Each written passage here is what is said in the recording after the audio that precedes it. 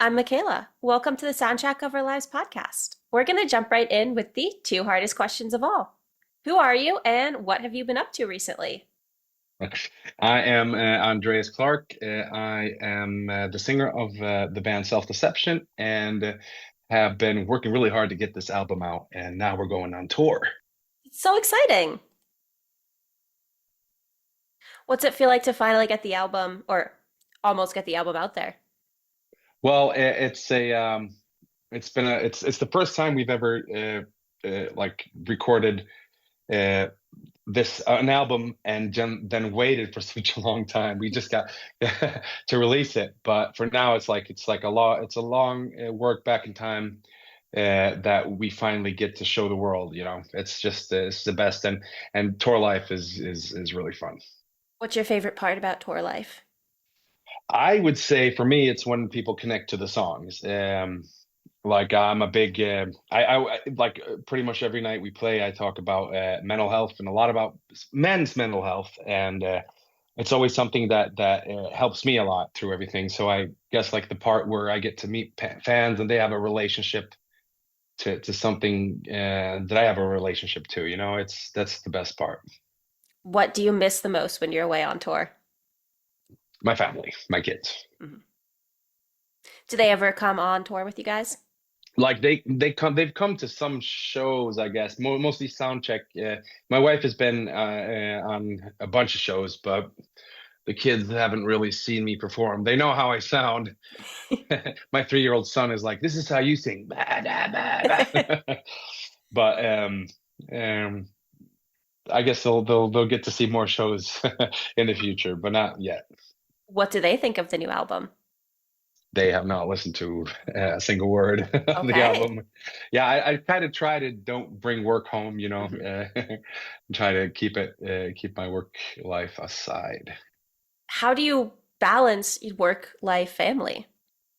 Well, I had a difficult decision about 5 years ago where my wife said it's very tough for me when you're out on tour, and we had just had our daughter. Mhm.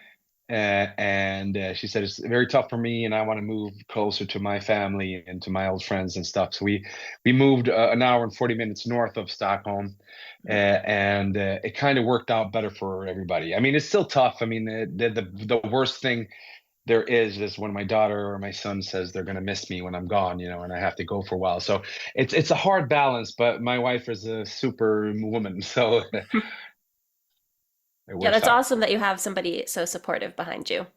Yeah. Definitely helps.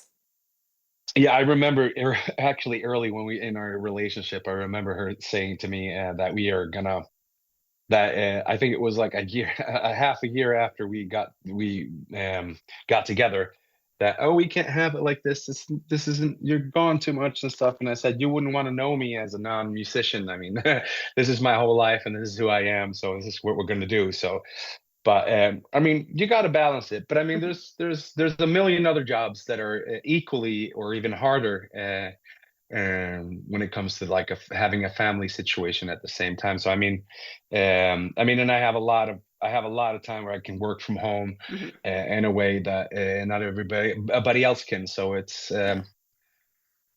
yeah, it works both ways, kind of. Mhm. For somebody who hasn't heard you guys live, what could they expect? Uh, wow, how do I sell in this at a selling point? We we try to yeah. How do I say this so it doesn't sound cliche? We try to bring everything. I guess for the most part, we're considered a pretty decent live act, and we give everything we can. We're not 20, but we really try to use all of the energy we have. Like we are 20, and I guess we work really, really, really hard on our production, and I think it's something that stands out. Mhm. Do you guys have any post or pre-show rituals? Well, yeah, yeah, we all have different rituals. I would Mhm. say our bass player, that is probably the biggest music consumer that I know. He does everything with music in his ears. Everything. He has to have music constantly on. He puts his earphones on and just starts rocking out and gets into like a party mode. Hmm. If I had any wish, I would have my own room because I like kind of, calm down. I go into myself and just want to chill out for a minute Hmm. and have, it's like the big breath before I take the take the dive for me. So it's all different. And our drummer, he kind of sits with his drumming pad for an hour. So it's like we have a different stuff, but like there's a couple things. We always fist bump, we always give ourselves a hug, and we always tell each other the percentage of how much we're gonna perform tonight. Is it always 100? It's not always 100. Okay. But usually when we put lower digits in, if we say, okay, tonight is 87%, it usually becomes the better gigs, and kind of, Interesting. yeah, like, so it can be probably when we kind of put our like expectations down, that's when we kind of, I guess, relax more or something. Hmm. Have more fun, We can, enjoy it. I guess so, yeah. It's not as stressful, maybe. Yeah, well, I guess we've done this for so long. It's the only time anything would ever be stressful is when some of our gear doesn't work. We have Hmm. like a big technical thing that sometimes, not always, is 100% fault free. Yeah. Nothing you can do about that, though. No. That's just life. So you've played a number of shows and festivals. Do you have any that particularly stand out to you as super memorable? I would say actually one of them would be Sweden Rock. It was the first time we got welcomed into like the Swedish rock scene Hmm. in Sweden. We play a music stylistic type of music that doesn't hasn't worked that well in this country. Actually, the band name Self Deception comes from two other musicians telling me and our drummer that we were deceiving ourselves for trying a music style that wasn't that would never work here. Hmm. So we said, "Oh, I guess we have some self deception," and that's what we called ourselves. But that was like being welcome into to the rock scene of Sweden. That was really cool for us. But I mean, there's so many other festivals that have been really cool. Nova Rock, like we played in Canada at Rock La Cause. There's been a lot of different ones. They're special in every like they're different ways. So, but Hmm. I Sweden Rock, I guess, would be the most both something I'm proud of that we got to, but also that I'm proud of, like the gig we did then. Hmm. We're playing there in a month again, so we That's got to bring it exciting. bigger and better. Yeah, it's really cool. What have you guys changed the most in kind of your writing style since you started to now? Oh, it's always different. It's always very different. I mean, we used to sit in our, well, let's say the producer is our drummer's little brother, so we used to sit in his room as in our late teenage years and sit and write songs and record and dream big. Hmm. And like a lot of the writing process has changed. I used to sit home and try to perfect things, but I guess now it's always the last couple of years have always we've tried to not back to back do anything that is the same Okay. as the last song. Hmm. There's always try something new, and usually it starts with writing sessions in the studio, and then we have our different inputs. But like if we talk about this album, it's 11 songs. One of us. These were the only songs that we agreed on. We write a lot of songs, so it's different for every song. But like the most regular way would be writing sessions and then go from there. Hmm. Will the songs that you did not agree on ever see the light of day? Some might actually, some might.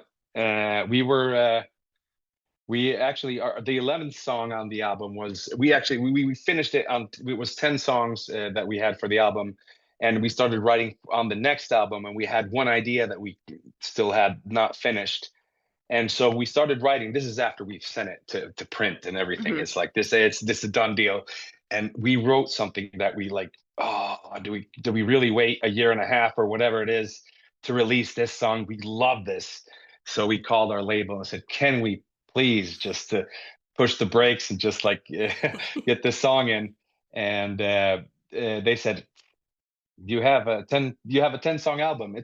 It'll do pretty good. You don't need 11 songs. And we said, nope, you got to do this. And they said you have till Saturday. So yeah, it's that's a good story. It's actually my favorite song on the album. It's the 11th track. It's Ooh, God Damn Me. Yeah. that's exciting for you that it got on. Yeah. How did you guys choose which songs to put out as singles? Now, we did this in a very strange way because, like I said, these were the 11 songs that we agreed on, and we did not agree on what track should be where. So, what we did was we put these notes in a hat. We put the notes in a hat and we just pulled them, and that's what the album is. Okay, I Because like it.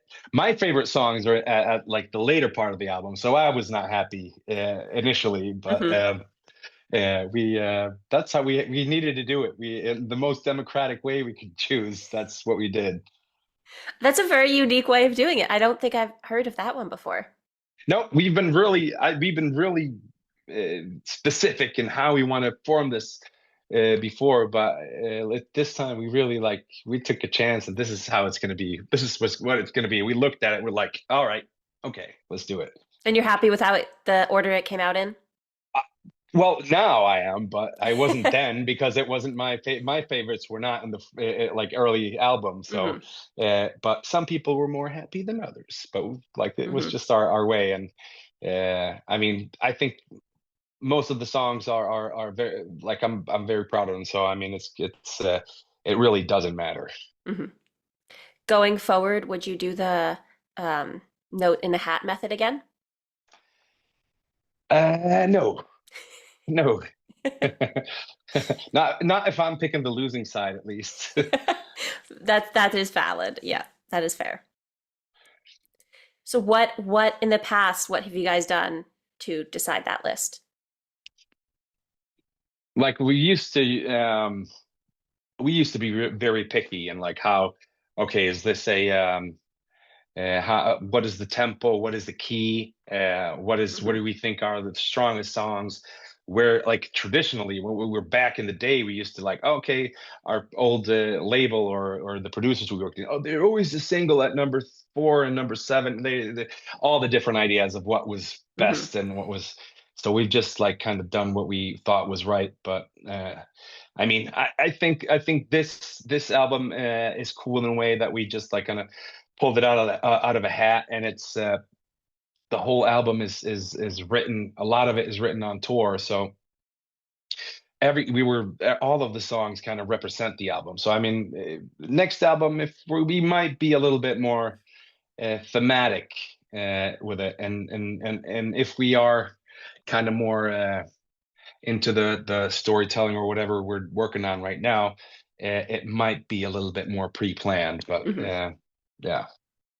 So you mentioned like staying democratic. How do you make sure that everyone feels heard and that there aren't too many major arguments that go on? We argue a lot. We are practically married. So yeah, I remember. I mean, we have some of our biggest songs. I've been, I've gotten so mad because the guys have chosen a way that was not what I intended it to be, like in the lyrics or whatever. Hmm. And it just after I had to accept that the democratic process. And I mean, most of the times when they've had to step in and say, nope, let's do this instead, they I usually come around. You have to. So yeah, no, but the thing is also now that we're signed by we've been our own label for like 5 years. We Mhm. kind of ditched the whole being signed thing around 2019 or 2020 and did it ourselves. But now that we needed to expand and we signed with Napalm Records, we're gonna, it's always so good to have these professionals on the outside of the band that can like have their opinions and come with a strong something a strong argument, because then Mhm. we don't have to have the arguments. How do you make sure that they don't go further than just a regular argument? Our label No, or within the band. well I don't I'm trying to understand the question here. So that it doesn't cause like major disruption within the band or anything like that. Well, I mean, really doesn't. There's something happened. I mean, we've had a lot of different kinds of personal problems, and I've been in the center of a lot of them through the years. I mean, we've been doing this for such a long time, and when we started to make a living off of it, I was in a, I was in bad shape. And so during this time, we had to kind of work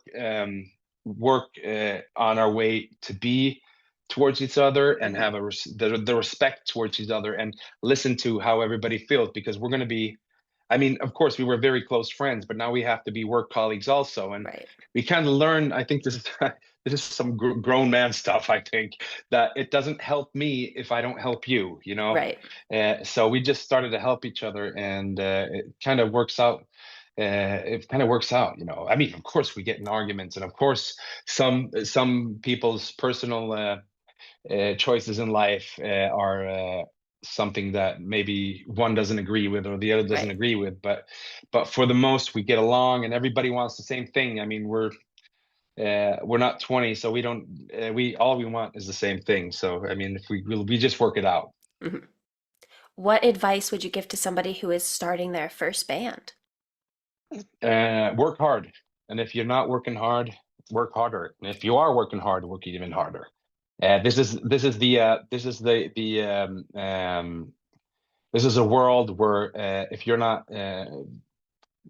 writing songs or practicing or playing, there's always going to be somebody pretty close to you doing a lot harder work. So Hmm. I mean, it's such a lucrative uh,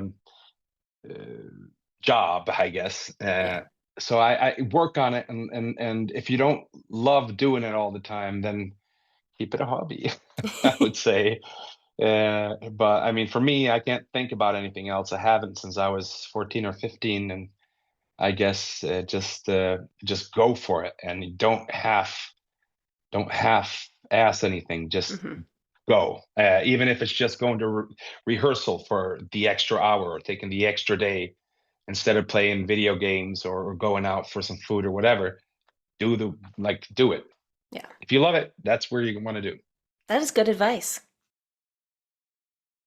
Before I ask the last question, was there anything else you want to mention or talk about today? Well, besides that, we're releasing now our album. Please check out the song number 11, which is my favorite. Goddamn me. It's something very new for us, and it's something very cool. Okay. So our last question is, what is the soundtrack of your life? Holy hell, what a good question. What is the soundtrack of my life? I mean, I've always been kind of a loner and a romantic, I guess, in some ways. Uh, so there's something about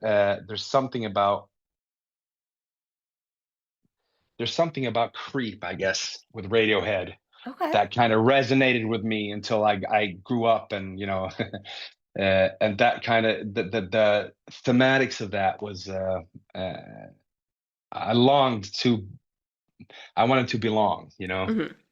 And that song is kind of the story of my life. And then I got there, and yeah, I guess that would be the one. I like it. So for all our listeners who want to stay up to date on you guys, hear the new album, maybe see you live, where can they find you? On selfdeception.sc and all the socials, right? That's where you want to go. Okay. Well, thank you so much for taking the time to chat with me today. Thank you. It's been a pleasure. Of course, have a nice rest of your day. You too.